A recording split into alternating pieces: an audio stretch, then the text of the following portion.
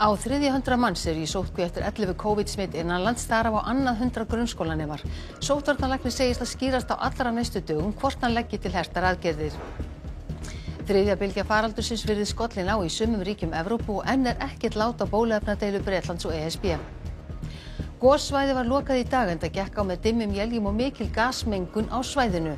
Margir lentu í vandræðum í nótt en til að auðvelda fólki að komast á gossstað var ákveðið að stika leið þangað. Hraunið í Geldingadölum kemur svo djúpt úr iðrum jarðar að vísindamaður við Jarðvísindastofnun segist að líkjast háhraðatengingu við miðju möttulsins. Afkoma ríkissjóðs mun batna og sjóðurinn hættir að safna skuldum. Dregið verður úr fjárhagslegum ráðstöfunum vegna faraldursins. Þetta kemur fram í nýrri fjármálaáætlun sem kynnt var í dag.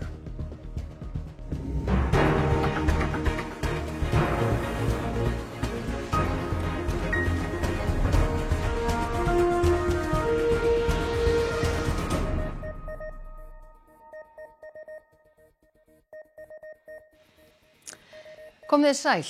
Við biðjum ykkur afsökunar því að við erum aðeins og seint á ferðinni, vöktum við smá tæknilega örðugleika að stríða síðustu mínúturnar, en það er nú vonandi allt saman komið í lag hjá okkur. En við byrjum á þessu. Sóttvarnalæknir segir að komið sé samfélagslegt smit en 11 greindust innanlands helgina og að 300 eru í sóttkví. Næstum 1 til 2 dögum skýrist hvort grípa þurfi til hertra aðgerða. Smittölur ruku upp helgina með við það sem við mátt að venjast undanfarið en alls greindist 21 COVID-smitt.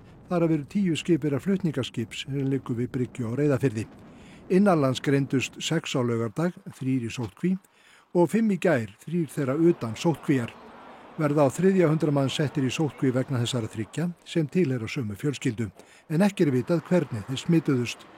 Ekki talin tenging á milli þeirra og annara sem smituðust helgina.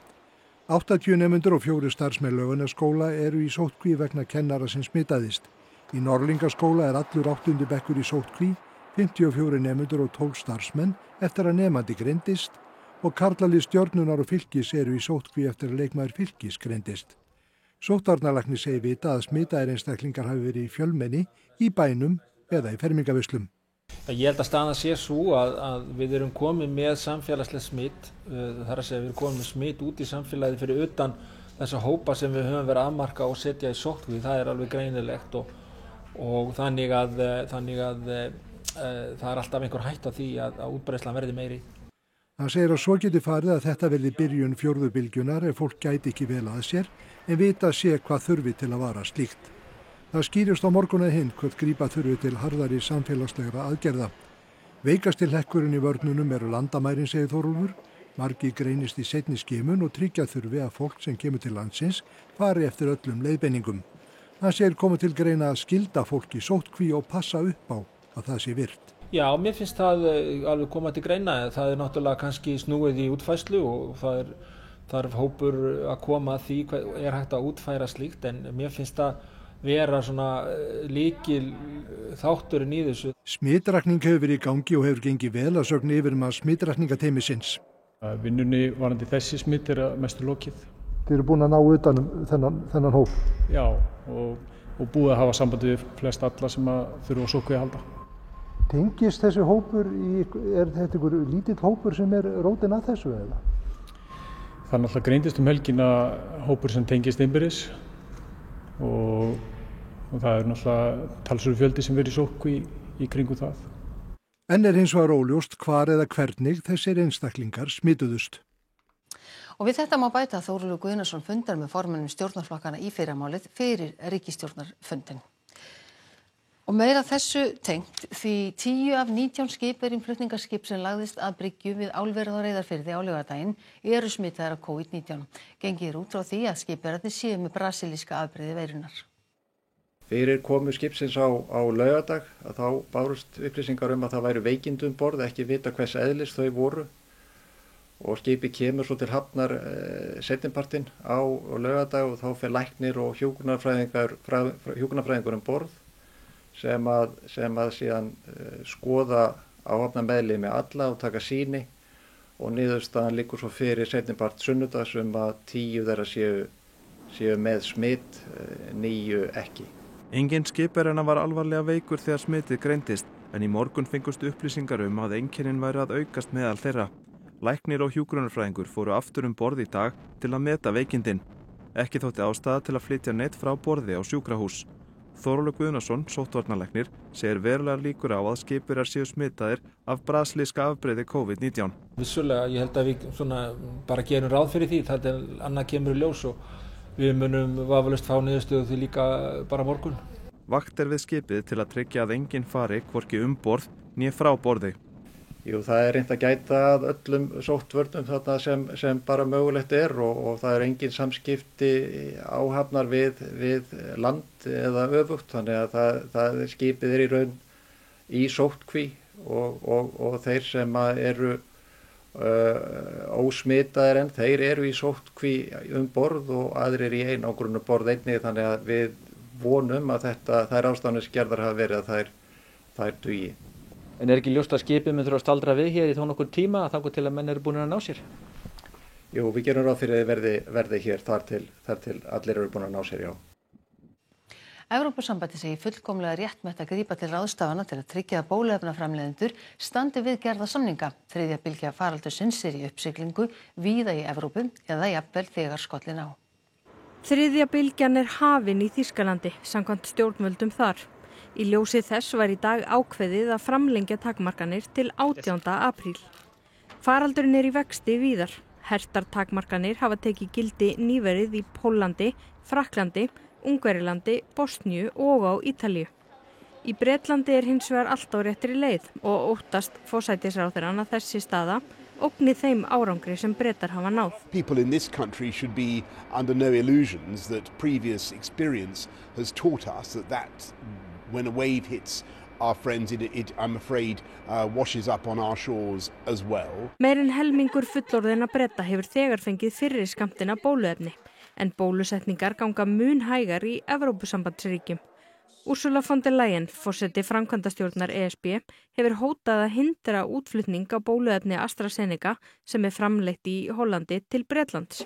Sökum þess að fyrirtækið standi ekki við gerða samninga. It is entirely legitimate for the European Union to be looking at the different tools that it has at its disposal or could have at its disposal in order to ensure that, again, contracts it has signed with vaccine manufacturers for Europe are respected. Leiðtogar Evrópusambandsríkja taka ákvörðun þessa tillögu á fundi sínum á fimmtudag.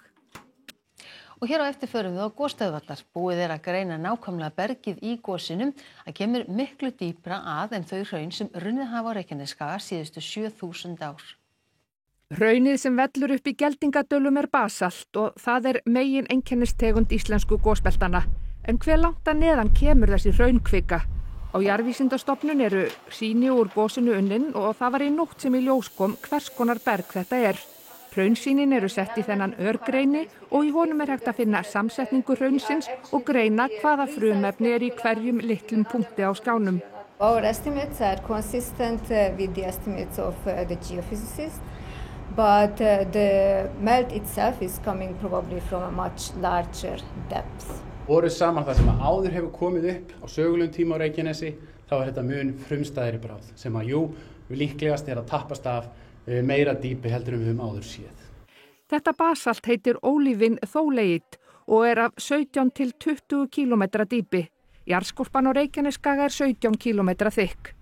Litirnir á þessu jarðfræðikorti frá Ísor sýna ólík hraun á Reykjanesskaga. Þessi ljós fjólubláu eru hraun sem runnu í kringum landnám en þessi dekkri, Þráinskjaldarhraun og Stapafellshraun runnu fyrir meira en 7000 árum.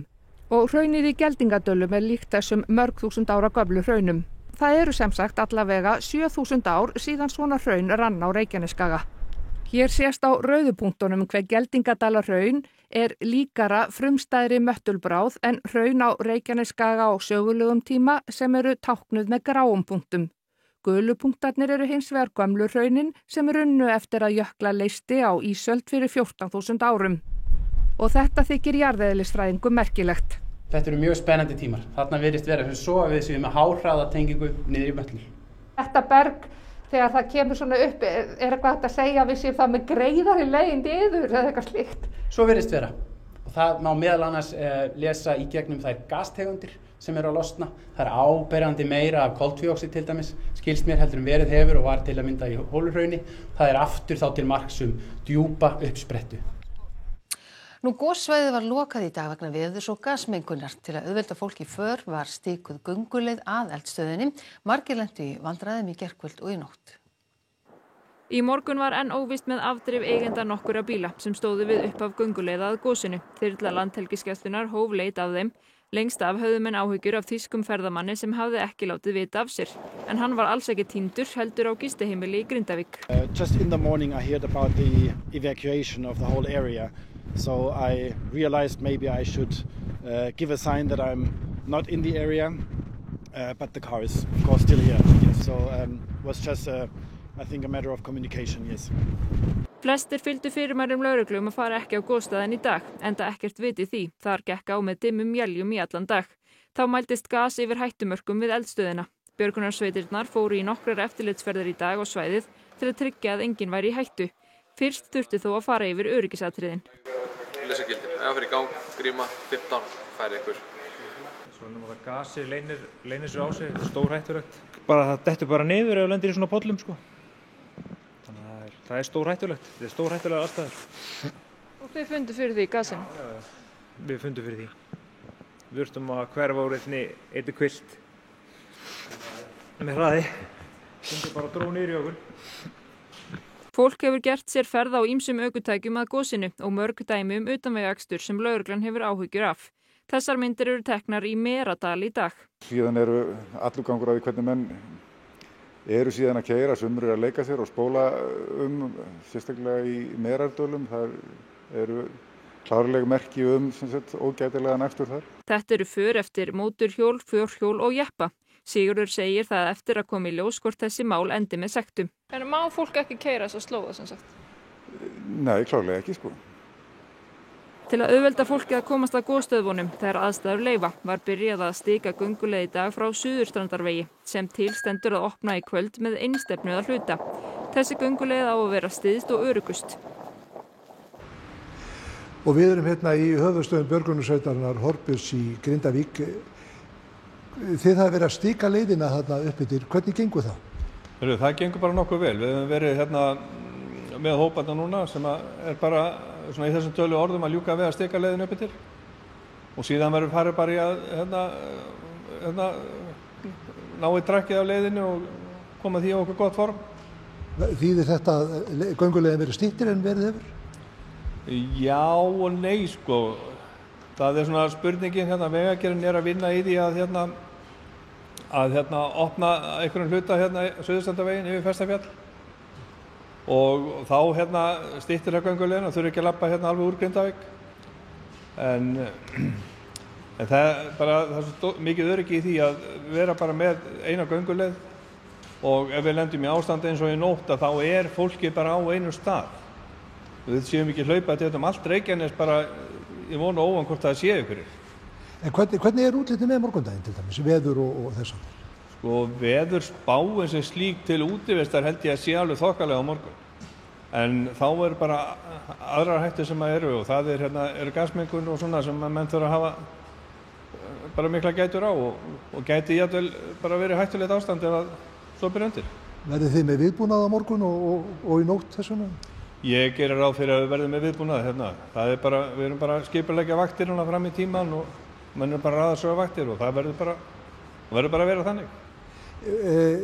Þessi gönguleið sem er að klára stika, er gert þar ráð fyrir bílastæðum og aðstöðu þannig að fólk getur svona gengið sæmilega frá? Já, það er reynt að huga að því líka. Það er takmarkað pláss sem við getum haft fyrir bílastæði. Þegar við tala 100 bíla, þokkar landsvæði sem þar myndi það.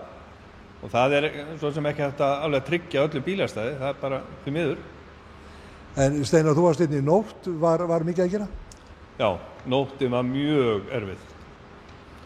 Með, eins og ég segi, með yfir 140 björgunaraðila út allt hraun og fjöll og fyndindi og teljandi bíla og rekja flett upp eigundum af bílum og bara reyna átt að segja hvar fólk væri statt. Takk fyrir það. Það var einmitt hálfgert krísu ástand í nótt og Sunna Valgerðardóttir fréttamaður og Bragi Valgeirsson myndatökumaður, þau voru hérna og einmitt hittu þá meðal annars Steinar á vaktinni í nótt. Björgunarsveitin í Grindavík stóð í ströngu í nótt. Þrátt fyrir að búið væri að vara við slæmri veðurspá, stóðust margir ekki mátið að bera hrauntungurnar augum í rökkrinu. Verkefni björgunarsveitanna að leita að fólki og vandamálið að þau vita ekki hversu margir eru í vandræðum ef einhver í vandræðum. Við þurftum að láta bjarga okkur. Já, það. Og við viltust á leiðinni tilbaka frá eldgosinu. Voruð þið hrædd? Svona smá tíma, já. Já, ég loki þegar veðrið var versnaði svo mikið. Bláblikkandi ljós björgunarsveitarinnar voru notuð eins og vitar, svo fólk úti í hrauninu vissi hvert ætti að stefna. Sumir fristuðu þess þó að leggja af stað að gosinu í nótt, þrátt fyrir tilmæli að halda sig heima. I read it was just because of the weather, so I checked the forecast, so I hope now it will be better. So it was at least to try to get here and see how the situation is. Yeah, I'm here to tell you that you're not going to see the volcano tonight. Þegar leið á kvöldu og fram á nóttina þá var bara orðið krísu ástand á svæðinu. Mér eiginlega bara líst ekkert á þetta ef fólk kannar að halda áfram að streyma þarna upp eftir í þessu veðri. Það bara við þurfum að klára bara batteríinu í björgunarsveitunum og nú þarf menn að fara að sinna sinni vinnu Tugir fengu aðstoð björgunarsveita, 40 leituðu í fjöldahjálparstöð sem opnuð var í Grindavík og 1 á sjúkrahús vegna meiðsla. Og í Kastljósi þá rætt við Evgenju Iljenskaju gasmengun við eldstöðvarnar en Veðurstofan spáir að á morgun geti skapast lífshættulegar aðstæður við gosstöðvarnar. Að auki verður rætt við Rögnvald Ólafsson, deildarstjóra hjá Almannavörnum eldgosið en einnig hugsanlega nýja bylgju COVID-faraldursins. Bjarni Benediktsson fjármála- og efnahagsráðherra kynnti í dag nýja fjármálaáætlun til næstu 5 ára. Hann segir afkomu ríkissjóðs rúmlega 130 milljörðum betri en í fyrri áætlun. Það sem ánægjulegt að sjá að afkoman að batna í þessari fjármálaáætlun til næstu ára. Það rúmlega 130 milljarða betri afkoma sem skila sér í lægri skuldahlutföllum og sömuleiðis þá getum við dregið úr svona því sem við höfum kallað afkomubætandi ráðstafanir sem þyrftu að vera annað hvort tekið að gjaldahliðinni á næstu árum til þess að ná því markmiði að hætta skuldasöfnuninni, að ná endum saman í lok þessa 5 ára áætlunartímabils. Ráðstöfunartekjur heimilana jukust árið 2020, reyndist samdráttur minni en áætlað var og hagspár sýndu framan af ári. Með við þá fjármálaáætlun sem nú í gildi ekki mikil stefnubreyting í þeirri sem kynnt var í dag. Áherslubreytingarnar ekki miklar, við erum að halda kúrs, við erum að segja, beitum ríkisfjármálunum af fullum krafti, styðjum við þá sem ætla að skapa verðmæti á Íslandi á komandi árum og förum fram á það að hið opinbera sé skilvirkara, sveigjanlegra, tæknivæddara, fjárfestum í því. Þetta mun hjálpa okkur að ná markmiðum okkar. Kosið verður til Alþingis í haust. Bjarni segir áætlunina ekki litast af því. Ég myndi ekki segja það, eiginlega þvert á móti. Við erum mjög mikið svona stefnumál einstakra ráðuneyta að vísa til þess sem nýlega samþykkt. Við erum ekki að leggja í alla þá vinnu einmitt vegna þessara kosninga framundan. En þetta svona rammi fyrir efnahagsstefnuna og það skiptir miklu máli að við höldum trúveruleika í efnahagsmálum þannig að við getum áfram búið við lágt vaxtastig, notið góðra lánskjara, bæði ríkissjóður og heimilin, fyrirtækin. Að við séum með áætlun það hvernig við ætlum að stöðva skuldasöfnuna. Þetta skiptir allt miklu máli. Ísraelar ganga að kjörborðinu á morgun í 4. sinn á aðeins 2 árum. Skoðanakannanir benda til þess að enn og aftur fái engin flokkur eða bandalag hreinan meirihluta. Mikið rætt farsóttarþreytu þessa dagana, en ætli margir Ísraelar finni ekki fyrir kosningaþreytu í ofanálag.